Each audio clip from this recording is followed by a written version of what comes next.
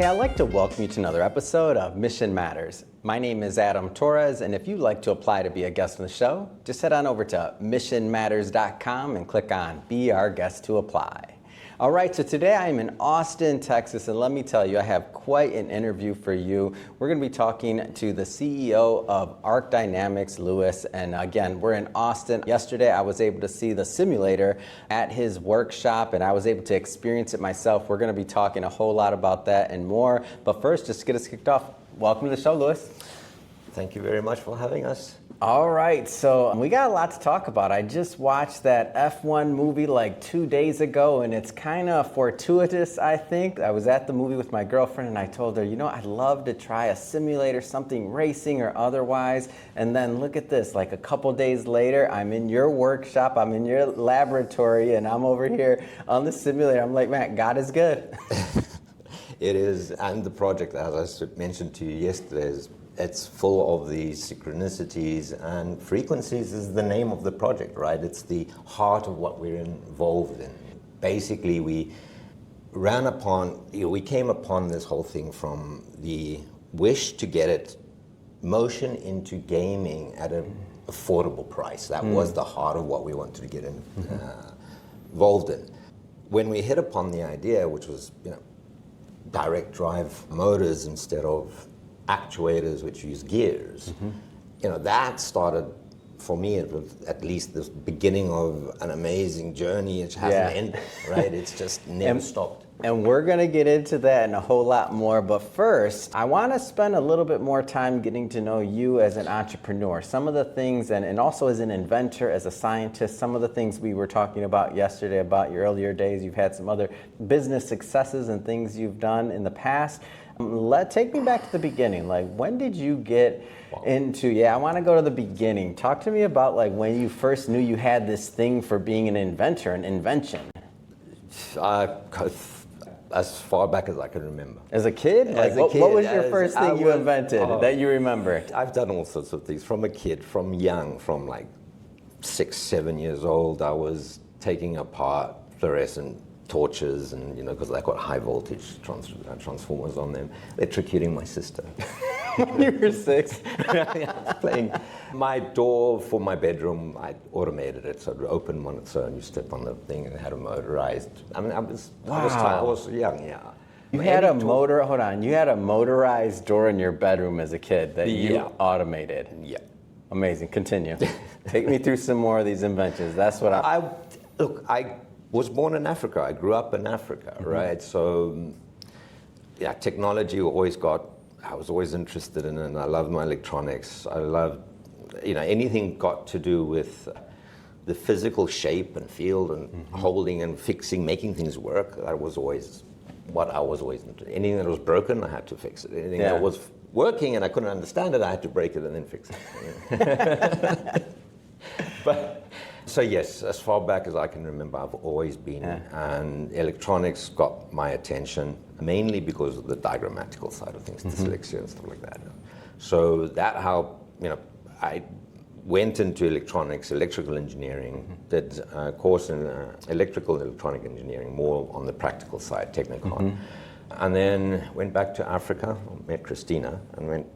I want to stay in the early days still a little bit longer before we go forward. So give me high school, college. Like, what were you making back then? What kind of high school? I got involved in, again, very lucky, and then at the high school I was at is incredible school for what it offered. The facilities that it gave us were far beyond what I see many other people. So very privileged, very fortunate, and very grateful for that. So I got involved in electronics at an age with computers and stuff when they were just starting to. What year was this roughly? Just roughly? In the 80s. So you're looking about mid-80s. Yeah, mid-80s. So this is really just start of the computers, right? So we had electronic. Silicon Valley wasn't Silicon Valley yet. It was just a suburb. So right in the early days of that was when I was at high school. I was fortunate, like I said, I got involved in computers. We had just when they started coming in, and they brought computers into the schools. And then also electronics. I actually did O-level electronics at that school, which is not many schools offered, especially in Africa. There, I did mixing discs. I was into my audio, so I had a lot of audio amplifiers, mixing discs, inverters, all sorts of stuff. Yeah. I was messing with electronics. It's a passion. Right? I love it, and I had something to do always. Yeah. I've got a workshop around me at all times. I'm in there or fixing something or finding something. That's awesome. So going back to high school, when you were going into college, you just knew like that at this point. Oh yeah. Yeah, the only difference then was that I started off at university. I went to a university, purely theoretical, no practical stuff, right? I messed around, didn't get into that, and then I left. I thought, this is not gonna work out for me. Yeah. And I found it. How did you know that? Stick in that time period. Like, how did you, like Steve Jobs, dropping out and dropping into classes? It's just boring. It was just, the theory was just, I needed something more practical. And do you remember the moment when you made that decision? Yeah, pretty. Where were you at when you were I can't do this? Well, in university, but it was really, I didn't spend much time. It was like not even a year. And, because I wasn't, I was there to get something done, and I wasn't enjoying, I wasn't getting into the theoretical You weren't stuff. building, you weren't doing electives It didn't draw me to that. And then there was Technical Institute in Cyprus, which is my own country of my parents. And that was a UNESCO funded institute. And so my biggest issue was language then, right? But because this was an English founded institute, English was one of the languages that was taught, they were teaching in. And the Higher Technical Institute of Cyprus. So that was the one I chose to, went there, and I loved that because it was 50-50, right? 50% practical, 50% theoretical. And What was that like, applying and being like, all right, I might be let down again? Or was it like, okay, this one you had a better understanding? No, well, I had to get a tertiary education. I mean, that was, for sure. The typical. Your parents were like. Exactly. So and I did enjoy it. I did. If the topic gets to me, and especially on your third year where you're choosing your own projects and stuff like that, and I picked a complex project which involved robotics from back then. What year was that roughly? So 93. Okay. No, 96 last year. So 93 I joined. 96. So robotics was the application. That was my thesis, but the end project that I chose was a robotics project and muscular dystrophy. So medicine with robotics and electrical measurements of it was actually a nice project. And I got whatever prize and whatever for that. But wait, a prize? What? Oh, come on, man, give me this story. So what happened? Nothing. It's just the institute itself. Yeah. Every year, the best project, whichever project is considered the best project, was chosen to go forward as the prize, and it was me and some other guy. That's wonderful. Yeah. So now, as you're, let's say, rounding up your college side of things, when you're going into the workforce, maybe you had some ideas of academia, private, invention. Like, what were you thinking? Take me back there. What were you thinking about? What was the next steps for that young Louis going out to conquer the world and graduating? Listen, honest truth. That's what I want. I had no confidence. I wasn't sure at that point. Welcome to the club. Yeah, and for everybody at home, if you're just graduating, or heck, you're early in your career, welcome to the club. Go ahead. I wouldn't say I fumbled. I stuck to what I thought I was good at, right? So we made the decision to move back to Zimbabwe after college. And I met Christina, and we went back because Christina was born in South Africa. So we moved to Zimbabwe, and there I started working with my brother. My brother does marketing, and I was helping him with the equipment, electronics, and stuff like that. He was doing direct marketing. So he used to go out into the rural areas with trucks, have audio equipment on there, and do little shows for promotional of Coca-Cola, Lever Brothers, those things. So I was modularized the systems for him, made it a lot more efficient and less costly. And then in that period, I also met up with the owners of Sony in Zimbabwe. They had the Sony agency, and they were looking for a service manager. I was young, but it's a big brand. Yeah, it is. And it's something I was doing all my life, repairing stuff, fixing. Everybody used to come to me, go to do it.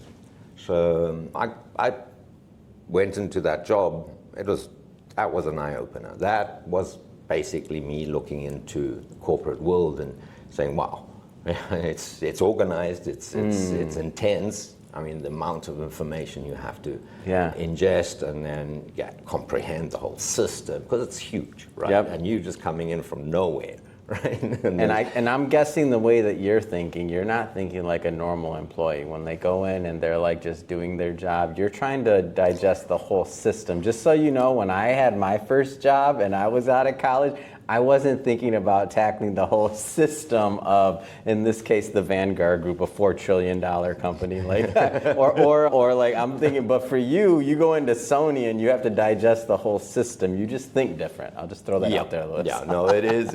It's massive. It's huge, and it's nice to actually get. And I learned. I mean, I've never ingested that much information in such a short period. But the experience, because, okay, I was put into a managerial position. Again, privileged, and I'm very grateful for certain privileges that I'm blessed with. But I did something different. So I then carried on and as much as I could in my life in the different works, because we worked in a very different way later on. But in Sony, the staff that were there were brilliant staff, right? Technical people, so I got on with them, right? Spoke the language. But we ended up spending 2 o'clock in the morning, 3 o'clock in the morning, working together. We bonded, right? What was that like? That's the first. Was that kind of like that? It was difficult. Right in the beginning, you got a bit of, pushback because you, obviously, and you're young, right? But I think very quickly I proved myself to everyone else, and they started to respect that. I might have been young, but I had some knowledge of what was going on, and I could fix it. And you were a problem solver too. Yeah, and that was one of the things that I did there that I liked and I carried forward, which was solving the problem of motivation, right? And it's a complex thing, right? Especially when, first and foremost, within yourself, if you're going to drive something forward, right, you've got to make sure that you're going to drive yourself first and foremost. And I looked into the whole thing and I was like, look, when I got there, it was loss making. The service center was a loss maker for the company. So I went to the managers and I turned around and I said, look, if I turn this into a profit center, are you willing to share the profits with my guys? And I put some decent numbers down, right? I gave them a hell of a big turnaround. Wow. Okay? And then from there, I said, all right, share some of the profits with my guys. Yeah. And they agreed. And so I took the proposal to the whole team, and that's, when we were spending 2 o'clock in the morning and 3 o'clock in the morning working. And we turned the whole company around, well, at least the section. It ended up, the service center became more profitable than the overall agency for that country. Okay, we had people from South Africa bringing their stuff over. Wow. And the only difference was that one step of how do I motivate my guys? That was it. As soon as we figured it out that, hey, working together and building something up and then being part of it, taking ownership, having something from it, doesn't have to be ownership, it can be getting something from that work. That was huge, right? And then over and above that, there's the camaraderie, the time that you spend in there. When you're repairing something, when you're fixing something, it's if you're struggling and you get somebody else to help you and they figure it out, it's a team effort and it's a success and it's a dopamine rush. So, if you were to put a percentage on this, and say how much of it was process, like maybe something technical that you implemented versus, let's say, and this might be a bad term for, but soft skills, like the motivation part, or maybe some of the not quite intangibles. What would you say? What would you say the percentage was? So Sony brought to the table the process side, right? So by the time I wrapped my head around the whole computer network, with that, computers, I had some experience, but now you're dealing with networking, right? And then you're in Africa, third world country, and it was really bad back then as well. And so, equipment breaking down and having that, but Sony forced you to work within their organized network of, corporation. And it took me like a year or 2 years, well, almost towards right at the end was when I left and decided to move and come back to Cyprus. But that long to computerize. So when I went there, there was nothing. Yeah. Right. So I brought them from nothing to fully integrated with Sony corporate and their network and how they work with their service, right? Yeah. Pulling the reporting systems and everything. So we started getting registered inside, and then all of a sudden they started paying attention. This is where that particular area got to take advantage of the digitization and the new and technological seeing how advances. things work. Yeah. And then also costings. I mean, Wow. I understand it. It's just part of the nature of electrical engineering, right? So when you're in this industry, it's an amazing industry. It's massive. The database that you're dealing with, the electronic component database is huge, right? When you're dealing with a resistor which costs 0.003 cents, right? And you buy a reel of 5,000 for $20, okay? But a guy like Mauser or DigiKey sells you 10 for 10 cents, right? Look at the margins, look at what sort of money you're talking about. There's obviously complexities and all of that. Somebody's got to go take it and cut it and pack it and ship it and blah, blah, blah.